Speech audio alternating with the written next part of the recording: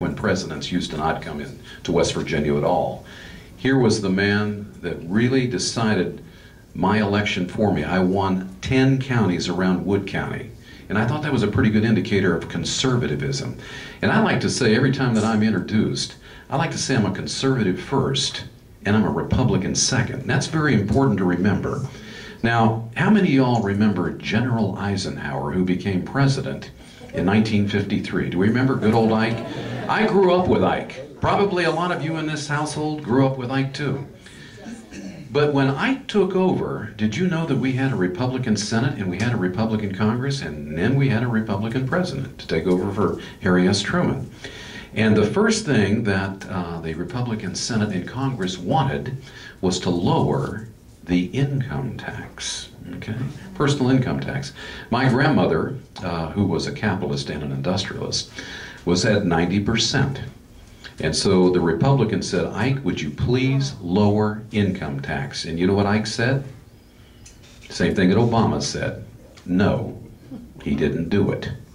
He didn't do it in 53, 54, 55, 56. I sound like buying that Cadillac out of Michigan, and I put it together with a 54, 55. He didn't do it all the way through.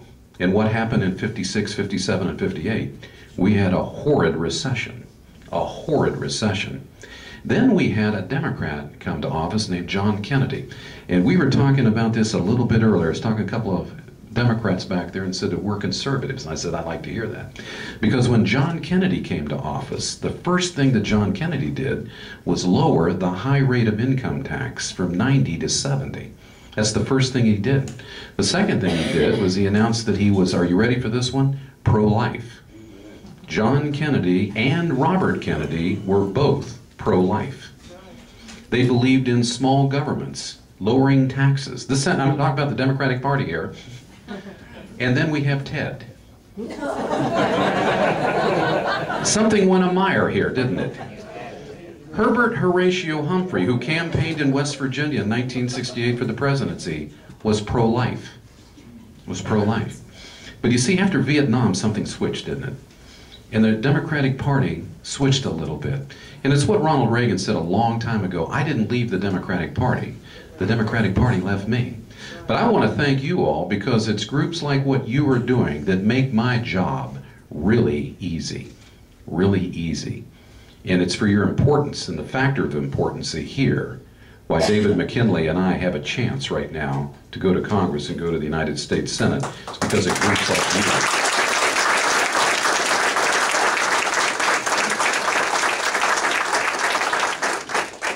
How many of you remember my campaign for the United States Senate in 2006? Does anybody remember that? I was running on principle. But so my new campaign manager came in and he said, I want to see your old campaign ads. And I said, do you really have to? So he looked at them, we looked at them together, and he goes, my gosh, this is good stuff. How did you lose? And I said, well, it didn't resonate then. But it does now. And why does it resonate now? It's why you people and your organizations are here. Because we're not worried about our country.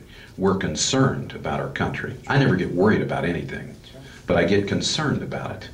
And what Tea Parties, what independent, what constitutionalist has done for this state and this country is immeasurable. I can't tell you. And when John Kennedy said something I think is very important, he said, if you're in the position to do something about it, you ought to try to do something about it. I'm in the position to do something about it, and you're in the position to do something about it. It's all relative, what we're going to do, but it's the same thing, isn't it? We're going to do something. We're not going to stand equally by and watch this thing go down. Weak people breed weak nations. Weak people breed weak nations. Believe me.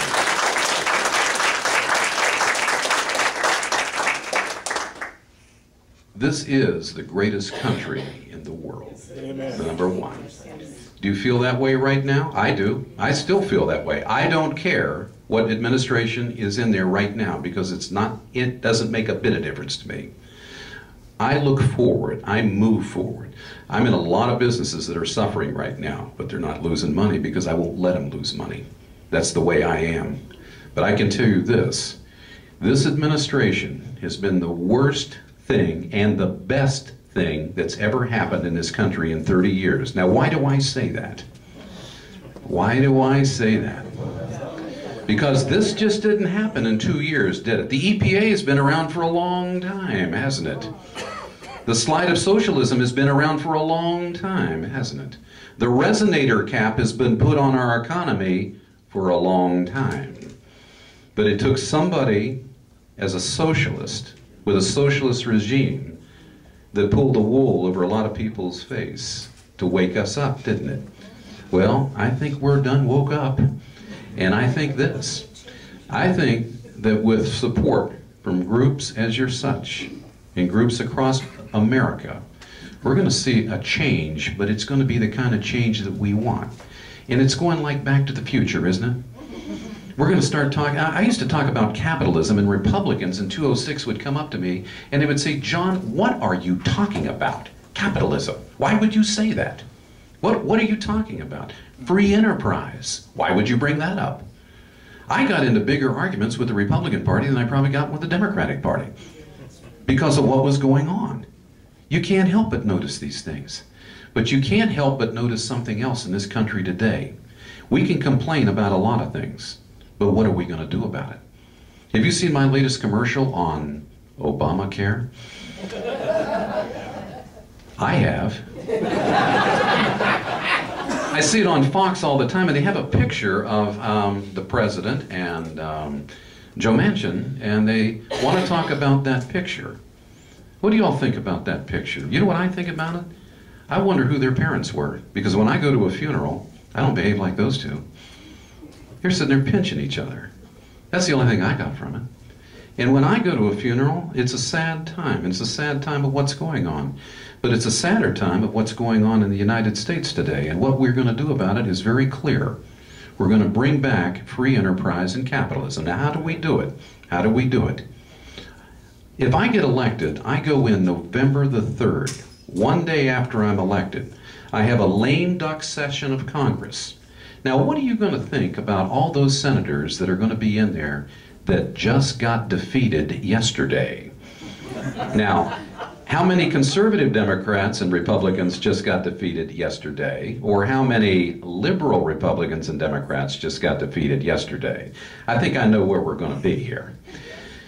That's a scary scenario, because we have a president that's going to be like a wounded duck. And boy, is he going to go at the rest of the story, as Paul Harvey would put it. We got 2 months in that session. Now, if you have a 40-second vote, which hopefully will be me,